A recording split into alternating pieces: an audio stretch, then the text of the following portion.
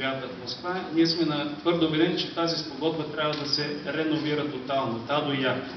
И като едно от условията, които сме предложили чрез Външно министерство, това най-вероятно е стигнало и ще стигне на Министерство на образованието и младежта, както и образованието на културата, като задължителен елемент при подписването на тази въпросна спогодба да се вкара това споразумението, което беше подписано с Валенсианска област, което е подписано с Мадридска област, да бъде подписано на национално ниво.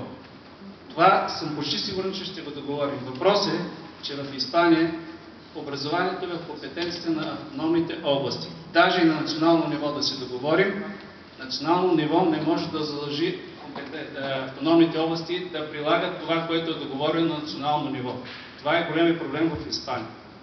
Аз поемам ангажимента, говорих с Майл 9, ще отида лично се среща с образователния министър, аджива да говорим нещо. Защото веднъж е подписано, има прецедент. Големи проблеми, както Май каза, и аз така го разбирам. Те го използват като основа за това да бавят реновирате спогодбата, че в много от училищата аджиба не само за образование използва въпросите класни стаи, а и за друг тип дейност. Значи аз поемам ангажимент на национално